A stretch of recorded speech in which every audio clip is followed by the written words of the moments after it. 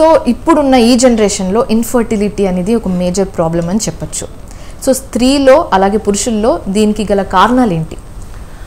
జనరల్గా మనకు ఇన్ఫర్టిలిటీ సమస్య అనేది ఈ మధ్య చాలా కామన్ ప్రాబ్లం అయిపోయింది. అంటే ఎక్కువగా మెజారిటీ ఆఫ్ కేసెస్ కపుల్స్ మనం చూసేటి ఇప్పుడు ఎక్కువగా వస్తున్నాయి. అదే మనకు 10 years 50 years బ్యాక్ గమనిస్తే కన్నా ఇంత ఈ టైప్ ఆఫ్ ఫ్రీక్వెన్సీ తక్కువ ఉండేది. పర్సెంటేజ్ తక్కువ. ఒక జనరేషన్ తర్వాత ఇంకో జనరేషన్కి చేంజ్ అయిన తర్వాత ఇప్పుడు జనరేషన్లోకి ఎక్కువగా ఉందండి. ఈ కామనెస్ట్గా మనకి ఇన్ఫర్టిలిటీ సమస్య ఈ మధ్య ఎక్కువ మంది పేషెంట్స్ మన దగ్గర కూడా వస్తున్నారు. అంటే ఒక సపరేట్ యూనిటీ ఉంది నాకు దాని గురించి, ఇన్ఫర్టిలిటీ గురించి కూడా. బట్ ఇక్కడ ఏంటంటే ఎందుకు అనే దానికంటే మీకు కామనెస్ట్ రీజన్ ఏం చెప్పంటే ప్రజెంట్ లైఫ్ స్టైల్ వేరియేషన్సే తీసుకోవాలి. అదే మెయిన్ రీజన్ తీసుకోవచ్చు. Number 2 age factor. Age factor ఏమవుతుందంటే ఇప్పుడు చాలా మంది అమ్మాయిలు కావచ్చు అబ్బాయిలు కావచ్చు ఒక ఏజ్లో మ్యారేజ్ చేసుకోవట్లేదు. అంటే 23, 24 yearsకే చేసుకోవట్లేదు ఎవరు కూడా. 29, 30 వెళ్ళిపోతున్నారు. ఆల్మోస్ట్ 30 years తర్వాత కానీ మ్యారేజ్ అనే ఇష్యూ రావట్లేదు. అది వాళ్ళ కెరీర్ కావచ్చు, లేదా ఫైనాన్షియల్ ప్రాబ్లమ్స్ కావచ్చు, ఫ్యామిలీ ఇష్యూస్ కావచ్చు, ఏదైనా కావచ్చు, చదువు కావచ్చు, ఎడ్యుకేషన్ కావచ్చు, ఏదైనా కావచ్చు. బట్ ఇక్కడ ఏంటంటే ఆ ఏజ్ మీకు 30 years తర్వాత మ్యారేజ్ చేసుకోవడం వల్ల కన్సీవింగ్ రేట్ ఆటోమేటిక్గా తగ్గుతూ వస్తుంది, ఆబ్వియస్గా తగ్గుతుంది. ఎందుకంటే మనం వింటాం కదా ఒకసారి 30 ఆ ఏజ్ లో వెళ్ళాక చాలా ప్రాబ్లం అవుతుంది. చాలా మంది మనకి డాక్టర్స్ ఏమంటే 30 ఏజ్ ఎంత 30 దాటింది సరే అంటే 30 తర్వాత మీకు సక్సెస్ రేట్ తక్కువగా ఉంటుంది అని చెప్తారు. 24 to 25 ఉన్న సక్సెస్ రేటు 30లో తక్కువ ఉంటుంది మీకు. కానీ ఇప్పుడు వచ్చే మనకి ప్రజెంట్ జనరేషన్లో మెజారిటీ కపుల్స్ అంతా కూడా 30 years వాళ్ళే ఉంటున్నారు. 29, 30లోనే మ్యారేజ్ చేసుకుని వస్తున్నారు. మోర్ ఓవర్ మ్యారేజ్ చేసుకున్నా కూడా పిల్లలకు ప్లాన్ చేసుకోవట్లేదు. ఎందుకంటే వాళ్ళకి అప్పటికే కెరీర్లో పెద్ద సెటిల్మెంట్ జరగట్లేదు కాబట్టి. అందువల్ల వాళ్ళు ఎవరు ఫైనాన్షియల్గా ఇండిపెండెన్సీ రావాలి, కొంచెం మాకంటూ ఒక స్టెబిలిటీ ఉండాలి అని చెప్పేసి ఇంకా 1-2 years బ్రేక్ తీసుకునే వాళ్ళు చాలా మంది ఉన్నారు. అప్పుడు వాళ్ళు ప్రెగ్నెన్సీ ప్లాన్ చేస్తుంటే ప్రెగ్నెన్సీ రావట్లేదు. అప్పుడు వాళ్ళు మన దగ్గరికి సరే ఇది ప్రాబ్లం అని వస్తున్నారు. అందువల్ల మీకు ఏంటి ఇన్ఫర్టిలిటీ మేజర్గా దీన్ని పెరగడానికి కారణం ఏంటి కామనెస్ట్ రీజన్ అయింది. లేట్ మ్యారేజెస్ కావచ్చు, ఏజ్ ఫ్యాక్టర్ కావచ్చు, కాలందా. ఓకే, సో ఇవి రీజన్స్ అని చెప్తున్నారు. ఇవి కామన్గా బ్యాక్గ్రౌండ్ అనమాట దీని సినారియో. అనమాట మీకు ఇన్ఫర్టిలిటీ అనేది ఒక సినారియో తీసుకున్నప్పుడు దీని బ్యాక్గ్రౌండ్ హిస్టరీ ఎలా ఉంటుంది. ఇంకా రీజన్స్ లేక మనం వెళుతున్నప్పుడు చాలా రీజన్స్ వస్తాయి. ఒక ఫీమేల్ సైడ్ ఎక్కువగా ఉంటాయి. కానీ ఇక్కడ మీకు ఫీమేల్ సైడ్ లేడీస్ సైడ్ చూసినప్పుడు ఏమవుతుందంటే చాలామంది పేషెంట్స్ కన్సీవింగ్ ఇష్యూ వచ్చిందంటే మెజారిటీ ప్రతి ఇంట్లో 90% మగవాళ్ళు ఏం చేస్తారు, అది లేడీస్ ఇష్యూ లాగా చూస్తారు. అంటే పిల్లలు పుట్టలేదు అంటే ఆమె వల్లే కాలేదు అనే ఆలోచన చూస్తారు. కానీ ఇక్కడ ఏమవుతుంది మీకంటే ఇద్దరికి ఈక్వల్ రెస్పాన్సిబిలిటీ ఉంటుంది. అంటే 50% వాళ్ళదే ఉంది, 50% వీళ్ళదే ఉంటుంది పాజిటివ్ ఫ్యాక్టర్స్లో. కాబట్టి ఒక లేడీకే తీసుకుని ఒక అమ్మాయికే చెప్పేసి అమ్మాయి వల్ల పిల్లలు పుట్టలేదు అంటే చాలా తప్పది. సో ఫాల్ట్ ఎవరిలో అయినా ఉండొచ్చు. ఆల్మోస్ట్ 50% ఉంటుంది మెజారిటీ. ఎంత ఉన్నా 60-40 అన్నా ఉండాలి తప్ప, అంతేగాని ఎక్కువగా 80% గర్ల్స్కి వెళ్ళిపోవడము 20% బాయ్స్కి వెళ్ళడం అనేది లేదు అట్లా. సో మీకు 50-50 ఛాన్సెస్ ఇద్దరికి ఉంటాయి కాబట్టి ఇద్దరు కూడా తప్పనిసరి ట్రీట్మెంట్కి వెళ్ళాలి. అంతేగాని మా మిస్సెస్కి ఈ ప్రాబ్లం అని చెప్పి చాలా మంది హస్బెండ్స్ రాదు మన దగ్గరికి. ఈవెన్ చదువుకున్న వాళ్ళు కూడా హస్బెండ్స్ ఫస్ట్ ప్రియారిటీ వాళ్ళు ఎవరు మనకు అంటే సైంటిఫికల్ గా తెలిసినా కూడా వాళ్ళు ఎడ్యుకేటెడ్ గా ఉంటారు, సాఫ్ట్వేర్ లో ఉంటారు, మంచి జాబ్స్ లో ఉంటారు, నాలెడ్జ్ ఉంటుంది, అన్నీ ఉంటాయి. బట్ వాళ్ళు ఏంటంటే ప్రిఫరెన్స్ దగ్గరికి వచ్చేసరికి మాకు పిల్లలు పుట్టలేదండి, 4-5 years మ్యారేజ్ అయ్యి మా మిస్సెస్ తో ఇబ్బందిగా ఉందని చెప్పి వచ్చిన వాళ్ళే తప్ప నాకు కూడా ఏమైనా ప్రాబ్లం. కాలర్ రెడీగా ఉన్నారు, ఒకసారి మాట్లాడదాము. కృష్ణ గారు చెప్పండి, హైదరాబాద్ నుంచి కాల్ చేశారు కదా, మీ సమస్య ఏంటో డాక్టర్ గారికి చెప్పండి, ఆయన వివరిస్తారు. హలో సార్, డాక్టర్ గారు. హలో చెప్పండి సార్. సార్ హైదరాబాద్ నుంచి సార్. సార్ ఏం లేదు సార్, నాకు 11 years అవుతుంది సార్ నా మ్యారేజ్ అయ్యి. పిల్లలు మాకు ఇంకా సంతానం కలగలేదు. ప్రాబ్లం నాలో ఏం లేదంటున్నారు, మా మిసెస్ లోనేమో లైట్ గా ఉంది ప్రాబ్లం అంటున్నారు. అన్ని టెస్ట్ చేస్తున్నారు, వెళ్తున్నాము, చేస్తున్నారు. 2-3 హాస్పిటల్ కూడా తిరిగాము సార్.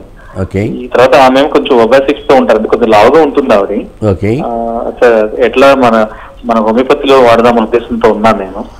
ఇట్లా ట్రీట్మెంట్ ఎలా ఉంటుంది? జనరల్గా మనకు హోమియోపతిలో కూడా మీకు చాలా సొల్యూషన్ కనిపిస్తుంది. ఎందుకంటే మెజారిటీ మనం చూసే కేసుల్లో కూడా ఎక్కువగా ఐవీఎఫ్ వాడి వచ్చిన వాళ్ళే నా దగ్గర ఎక్కువ మంది ఉంటారు. మ్యాక్సిమం 70% ఆఫ్ కేసెస్ అన్ని కూడా ఐవీఎఫ్ 2-3 సార్లు వాడిన పిల్లలు పుట్టలేదని వచ్చిన వాళ్ళే ఉంటారు. ఆల్రెడీ అంత ట్రై చేసి వచ్చిన వాళ్ళు నా దగ్గర ఎక్కువ మంది ఉంటారు. సో మీకు ఇక్కడ మీకు ప్రాబ్లం ఏంటి అనేది ఒకసారి మీకు తెలియట్లేదు కాబట్టి అసలు మీ సైడ్ నుంచి ఉందా, మీ మిస్సెస్ సైడ్ నుంచి ఉందా అనేది. ఒబేసిటీ అనేది ఒక కామన్ రీజనే, దాన్ని బేస్ చేసుకునే అవసరం లేదు. ఎందుకంటే 70-80 kg ఉన్న వాళ్ళు కూడా ప్రెగ్నెన్సీస్ వస్తున్నాయి, పిల్లలకి అంటూనే ఉన్నారు కాబట్టి పెద్ద ఇష్యూ కాదు అది. ఒకసారి మీరు లేటెస్ట్ రిపోర్ట్స్ తీసుకొని రండి. ఎందుకంటే ఈ ఇష్యూలో మనకు ఒక కమాండబుల్ డాక్టర్, ఎక్స్పీరియన్స్ డాక్టర్ చూడాలి ఇలాంటి కేసులు. అంతేగాని ఏదో హోమియోపతి చూపించండి తగ్గలేదని చెప్పడానికి లేదు కాబట్టి మీరు ఒకసారి ఆ రిపోర్ట్స్ తీసుకుని తప్పనిసరిగా పరిష్కారం చూపిస్తాను. పెద్ద భయపడాల్సిన అవసరం లేదు. ఎందుకంటే ఏజ్ ఫ్యాక్టర్ కూడా ఇంపార్టెంట్ కాబట్టి అవి చూసుకొని మీరు ఒక లేటెస్ట్ స్కాన్ తీసుకొని సెమన్ కౌంట్ రిపోర్ట్ తీసుకొని వస్తే కనుక దాన్ని బట్టి ప్లాన్ ఆఫ్ ట్రీట్మెంట్ ఇవ్వచ్చు. పెద్ద భయపడాల్సిన అవసరం లేదు. రైట్. కృష్ణ గారు విన్నారు కదా, మీ ప్రాబ్లం ఇంకేమైనా డీటెయిల్గా తెలుసుకోవాలని ఉంటే స్క్రీన్ మీద కనిపిస్తున్న ఫోన్ నెంబర్కి కాల్ చేసి అపాయింట్మెంట్ తీసుకొని డాక్టర్ని నేరుగా కలవచ్చు. సో సార్, ఇప్పుడున్న మేజర్ ప్రాబ్లం ఇంకొకటి మాట్లాడుకుంటే స్పాండిలైటిస్ అని చెప్పొచ్చు. ఈ కంప్యూటర్ లైఫ్ స్టైల్లో, హెక్టిక్ లైఫ్ స్టైల్లో స్పాండిలైటిస్ అనేది చాలా మేజర్ అకరింగ్ ప్రాబ్లం అని చెప్పొచ్చు. సో ఎందుకు వస్తుంది? దీన్ని మెయిన్లీ హోమియోపతిలో ఏమైనా క్యూర్ చేసే విధానం ఏమైనా ఉన్నాయా? స్పాండిలైటిస్ సమస్య అనేది కామన్ సమస్య. కామన్గా చాలా మందిలో ఈ మధ్య మనకు చాలా మంది కాలర్ వేసుకుని వెళ్తుంటారు, సర్వైకల్ కాలర్. సో ఈ సమస్య కూడా మెజారిటీ పేషెంట్స్ కనిపిస్తుంది. ఎందుకు అంటే లైఫ్ స్టైల్ చేంజెసే కావచ్చు. ఎందుకంటే ఎక్కువగా మనకి స్పాండిలైటిస్ లేడీస్లో కనిపిస్తుంటుంది. టీవీస్లో పనిచేసే వాళ్ళకు, కెమెరామెన్స్కి కానీ, ఎక్కువగా వెయిట్ ఎత్తే వాళ్ళలో కానీ, మెడపైన ప్రెజర్ ఎక్కువ పడి సాఫ్ట్వేర్లో కానీ ప్రెజర్ ఎక్కువగా మెడపైన పడి సిస్టమ్ పైన ఉంటారు కాబట్టి పిల్లలు బ్యాగ్స్ వేసుకొని వెళ్ళిపోతుంటారు స్కూల్స్ కూడా కదా, వాళ్ళకి కానీ, అంటే వెయిట్ బేరింగ్ జాయింట్స్ కదా, వెయిట్ దానిపై పడడం వల్ల కానీ ఇవన్నీ కామన్గా కనిపిస్తుంటాయి మీకు. ఈ స్పాండిలైటిస్ సమస్య వచ్చింది కూడా చాలామంది పేషెంట్స్ ఏంటంటే కామన్గా మెడ నొప్పే కదా, పెద్ద పట్టించుకోని అవసరం లేదు, నెగ్లెక్ట్ చేస్తారు. చాలామంది చేస్తారు. ఎందుకంటే మామూలు మెడ నొప్పే కదా, పెద్ద దాని గురించి పెద్ద వర్రీ అవసరం లేదని. బట్ ఇక్కడ ఏంటంటే ఏ మెడ నొప్పి అయినా సరే కొన్ని రోజుల్లో మీరు అబ్జర్వ్ చేయాలి నొప్పి ఎలా వస్తూ ఉంది అనేది. ఆ నొప్పిలో స్టిఫ్నెస్ ఉండి, మెడలో స్టిఫ్నెస్ అంటే మెడ మూమెంట్ రెస్ట్రిక్ట్ అవుతూ ఉంటుంది ఉండి, ఆ నొప్పి ఇట్లా రేడియేట్ అవుతూ ఉంది. రేడియేషన్ ఇట్లా వేళ్ళ వరకు పాకుతూ ఉన్నా, తిమ్మిరిగా ఉన్నా, మొబిలిటీ ఫ్రీగా లేకపోయినా, స్టిఫ్నెస్ ఆఫ్ మజిల్స్ ఉన్నా కూడా ఆటోమేటిక్గా స్పాండిలైటిస్ కావచ్చేమని సస్పెక్ట్ చేయాలి తప్పనిసరిగా. ఈ 3 సింప్టమ్స్లో ఏవి కనిపించినా కూడా మీకు స్పాండిలైటిస్ కావచ్చు. అంటే మెడ నొప్పి అని కూడా అనుకోవచ్చు కదా. ఇప్పుడు మెడ నొప్పికి స్పాండిలైటిస్కి డిఫరెన్స్ ఏంటి? అదే మీకు చెప్పాను కదా, ఇప్పుడు మెడ నొప్పి అనేది నొప్పి అంతే. ఈ స్పాండిలైటిస్ మీకు ఏమైంది, తిమ్మిరి వస్తుంది, స్టిఫ్నెస్ ఉంటుంది, రేడియేటింగ్ టైప్ ఆఫ్ పెయిన్ రావచ్చు. అంటే మెడ దగ్గర నుంచి ఇట్లా ఫింగర్స్ వరకు రేడియేట్ కావచ్చు పెయిన్. ఈ టిప్ ఆఫ్ ద ఫింగర్స్ లో తిమ్మిరిలాగా అనిపిస్తుంటుంది, గ్రిప్ దెబ్బతింటూ ఉంటుంది, పట్టు దెబ్బతింటుంది. ఏమైనా పట్టుకుని ఇలా పట్టుకున్నప్పుడు ఆ గ్రిప్ పోతూ ఉంటుంది. సో ఇలాంటి సిమ్టమ్స్ కనిపిస్తున్నాయంటే పేషెంట్కు తప్పనిసరిగా దానిపైన కేర్ తీసుకోవాలి తప్ప నెగ్లెక్ట్ చేయకూడదు.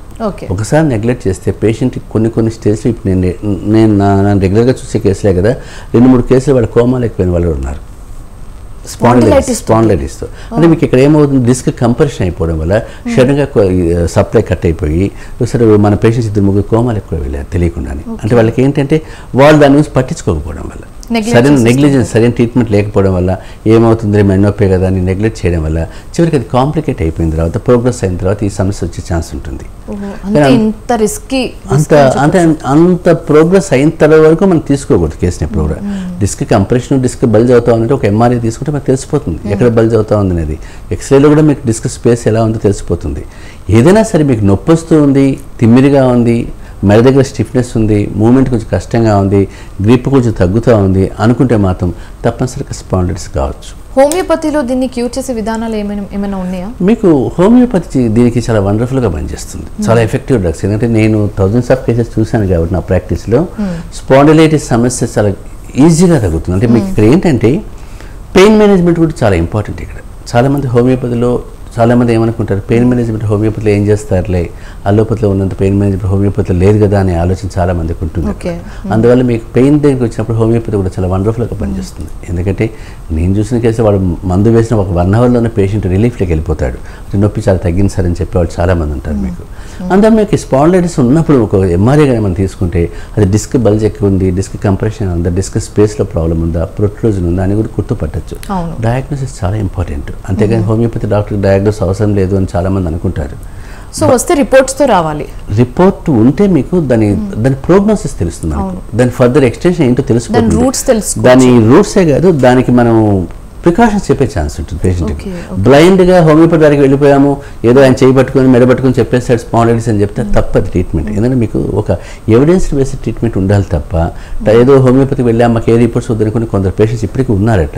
అంటే మెజారిటీ పేషెంట్స్ రిపోర్ట్స్తోనే వస్తారు మన దగ్గరికి అనుకోండి. ఎందుకంటే ఫస్ట్ ఆఫ్ ఆల్ అలోపతికి వెళ్ళిన తర్వాత ఎంఆర్ఐలు తీసుకున్న తర్వాత మన దగ్గరికి వస్తారు, వాళ్ళు సర్జరీ చెప్పారు అప్పుడే వస్తుంటారు మన దగ్గరికి. సో ఫుల్ ఫ్లెడ్జ్డ్గా అన్ని తీసుకొచ్చేస్తారు, బండిల్ తీసుకొస్తారు కాబట్టి. బట్ ఇక్కడ ఏంటంటే ఒక ఎంఆర్ఐ వల్ల కూడా మనకి ఏమవుతుంది, ఆ ఫ్యూచర్ ఎక్స్టెన్షన్స్ ఎలా ఉంటుంది, ప్రోగ్నోసిస్ ఎలా ఉంటుంది, ఆ ప్రాబ్లమ్స్ ఏమైనా కాంప్లికేషన్స్ ఏమైనా డెవలప్ అవుతాయని చెప్పచ్చు. దానివల్ల ట్రీట్మెంట్ పార్ట్ కూడా ఈజీగా ఉంటుంది. ఫిజియోథెరపీ ఏమైనా అడ్వైజ్ చేయాలా, ప్రికాషన్స్ తీసుకోవాలా, treatment part mode of treatment ఏంటో తెలిసిపోతుంది. బట్ ఇక్కడ నేను చెప్పేది ఏంటంటే ఎప్పుడైనా మీకు స్పాండిలైటిస్ అని ఒకసారి సస్పెక్ట్ చేసి డయాగ్నోస్ చేస్తే మాత్రం తప్పనిసరిగా మంచి కమాండబుల్ డాక్టర్ దీన్ని మాత్రం కలవాలి ఏ పేషెంట్ అయినా కూడా.